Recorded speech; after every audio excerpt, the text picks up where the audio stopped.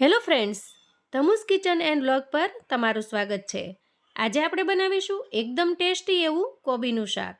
આજે હું તમારી સાથે એકદમ અલગ રીતથી ખૂબ જ ટેસ્ટી એવું શાક બનાવવાની રેસિપી શેર કરું છું। તો મિત્રો, ગેરંટી છે કે આજ જે રીત તમને હું બતાવી રહી છું એ પ્રમાણે જો તમે બનાવશો તો આ શાક ખાતા પેટ ભરાશે પણ મન નહીં ભરાય। ખૂબ જ મજેદાર બનીને તૈયાર થાય છે અને વળી જેને કોબી ના પસંદ હશે એ પણ આ શાક ખાધા પછી કોબીનું શાક ખાવાની ક્યારેય ના નહીં પાડે, એટલું સ્વાદિષ્ટ બનીને તૈયાર થાય છે। તો ચાલો ઝડપથી બનાવવાનું શરૂ કરીએ। તો શાક બનાવવા માટે મેં અહીંયા 500 ગ્રામ જેટલી કોબી લીધી છે। તો બજારની અંદર કોબી ઘણા પ્રકારની આવે છે, એકદમ લીલી હોય અને થોડી આવી પીળા કલરની પણ હોય છે। આ મીઠી હોય છે કેમ કે એકદમ દેશી હોય છે આ કોબી। તો સૌથી પહેલાં આપણે કોબીને સમારી લઈએ। આમ સામાન્ય રીતે કોબીનું શાક બનાવવા માટે આપણે એકદમ ઝીણી ઝીણી સમારતા હોઈએ છીએ, પણ આજે હું જે શાક બનાવવાની રેસિપી તમારી સાથે શેર કરું છું એમાં આપણે આવી રીતે એકદમ લાંબા લાંબા પીસની અંદર સમારી લેવાની છે। જુઓ આ રીતે લાંબી સમાર્યા પછી આપણે વચ્ચેથી કટ કરી લેશું તો એકદમ ઝડપથી કોબી સમારાઈ જશે। તો બહુ ઝીણી ઝીણી નહીં, પણ થોડી આવી રીતે હોય એમ આપણે સમારી લેશું। કોબીની અંદર એકદમ ઝીણા ઝીણા સૂક્ષ્મ જીવાણુ હોય છે અને એટલા માટે જ આપણે કોબીને 2 થી 3 વખત સારા પાણીથી ધોઈ લેવાની છે। આજે આપણે કોબીના શાકને એકદમ અલગ રીતથી બનાવીશું। તો અહીંયા મેં 3 ડુંગળી લીધી છે અને એને આપણે સમારી લઈએ। અહીંયા ગેસ ઓન કરીને મેં કડાઈ મૂકી દીધી છે અને એમાં આપણે લઈશું 1.5 પાવડા જેટલું તેલ। તેલ થોડું ગરમ થાય એટલે અહીંયા આપણે 1 ચમચી જેટલી રાઈ નાખીશું અને 1 ચમચી જીરું એડ કરીશું। રાઈ કકડી જાય એટલે આપણે અહીંયા નાખીશું લીલી ડુંગળી। તો મેં લીલી ડુંગળીને એકદમ સારી રીતે ધોઈ અને પછી સમારી લીધી છે અને લીલી ડુંગળીનો શાકની અંદર ટેસ્ટ ખૂબ જ સરસ આવે છે। આ રીતે જો તમે શાક બનાવશો ને મિત્રો તો તમને ખૂબ જ ટેસ્ટી લાગશે। અહીંયા તેલની અંદર ડુંગળીને આપણે સાતળી લેવાની છે।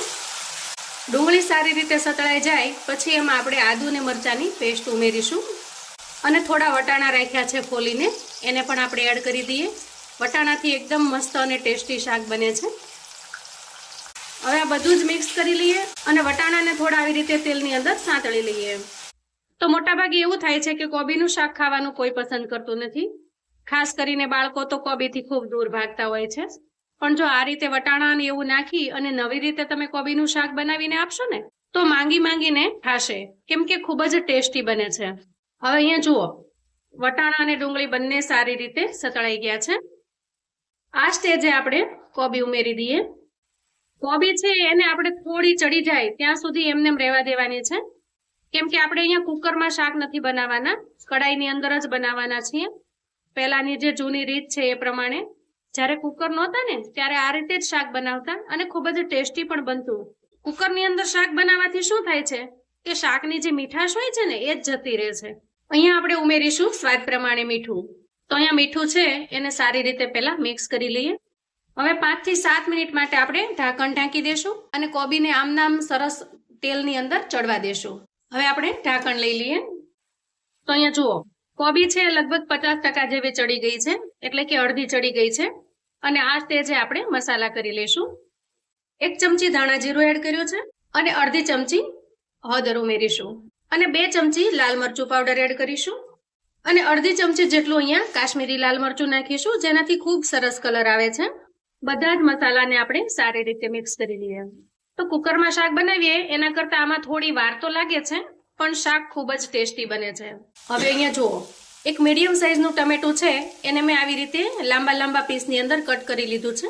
તો અહીંયા આ રીતે પીસ કરવાથી ટેસ્ટમાં કોઈ ફેર નહીં પડે, પણ દેખાવમાં ખૂબ જ સરસ લાગે છે। તો ટમેટાને આપણે એડ કરી દઈએ। તો આ રીતે ટમેટા થોડા આમથા વધારે એડ કરીશું, કેમ કે એનાથી શાકનો ટેસ્ટ એકદમ સરસ ખાટો મીઠો આવે છે। અંદાજે 2 મિનિટ માટે આપણે ઢાંકી દેશું અને ચડવા દેશું। તો અહીંયા જુઓ, એકદમ મસ્ત અને ટેસ્ટી એવું શાક બનીને તૈયાર થઈ ગયું છે। તો રૂટીન તમે જે કોબીનું શાક બનાવો છો એનાથી લુક પણ એકદમ ડિફરન્ટ લાગતો હશે મિત્રો, અને ટેસ્ટ એકદમ લાજવાબ બને છે।